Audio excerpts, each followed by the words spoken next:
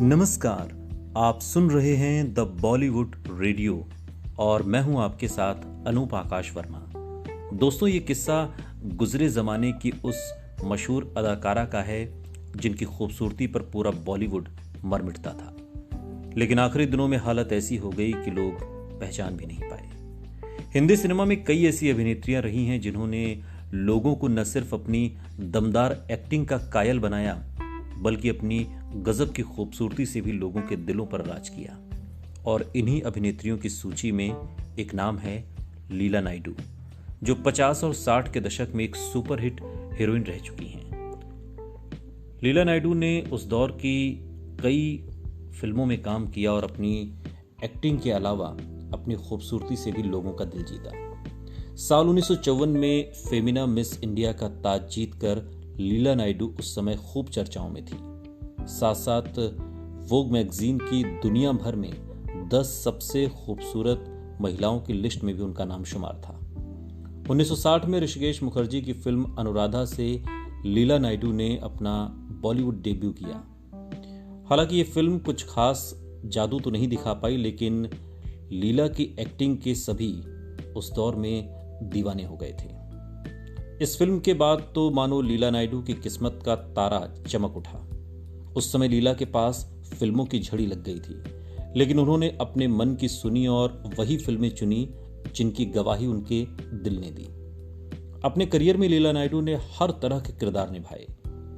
उनकी कई फिल्में ऐसी हैं जिन्हें आज भी याद किया जाता है, जिसमें ये रास्ते हैं प्यार के, उम्मीद, आबरू, द गुरु जैसी फिल्में शामिल हैं जिन्हें आज भी लोग याद करते हैं।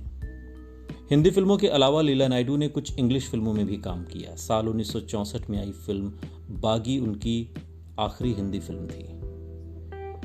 लीला नायडू प्रोफेशनल लेवल पर सफलता की सीढ़ियां चढ़ रही थी, तो वहीं उनकी निजी जिंदगी में भी कुछ अच्छा नहीं चल रहा था।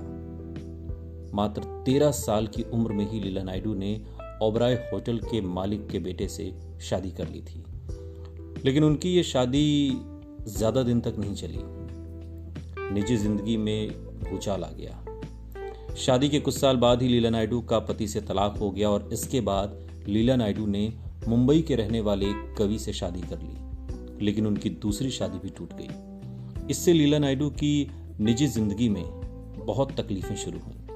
उन्होंने खुद को सभी से अलग कर लिया और गुमनामी भरी जिंदगी जीने लगी। लीला नायडू ने घर से निकलना भी बंद कर दिया। उन्हें आर्थराइटिस की बीमारी थी और इसकी वजह से लीला नायडू को चलने फिरने में दिक्कत होती थी। इसलिए उन्होंने किसी से वो मिलती नहीं थी और सभी लोगों से उन्होंने मिलना जुलना बंद कर दिया था। जिसे भी मिलना होता था वो लीला के घर पहुंच जाता। इसके अलावा लीला नायडू आर्थिक तंगी का भी शिकार हो गई थी और इसकी वजह से उन्हें अपना घर में उन्हें किराएदार रखने पड़े ताकि वो घर का खर्च चला सकें।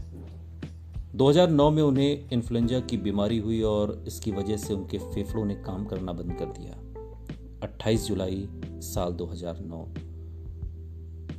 लीला ने इस दुनिया को हमेशा हमेशा के लिए अलविदा कह दिया। आज लीला नायडू भले इस दुनिया में नहीं है, लेकिन उनकी एक्टिंग फिरासत फिल्मों के रूप में आज भी हमारे बीच है। इसलिए लीला नायडू कहीं गई नहीं, दरअसल वो अपनी फिल्मों के जरिए आज भी हमारे आपके बीच हैं। बहुत खूबसूरत थी, लेकिन आखिरी दिनों में लोग पहचान भी नहीं पाए। सुनते रहिए द बॉलीवुड रेडियो, सुनता है सारा इंडिया।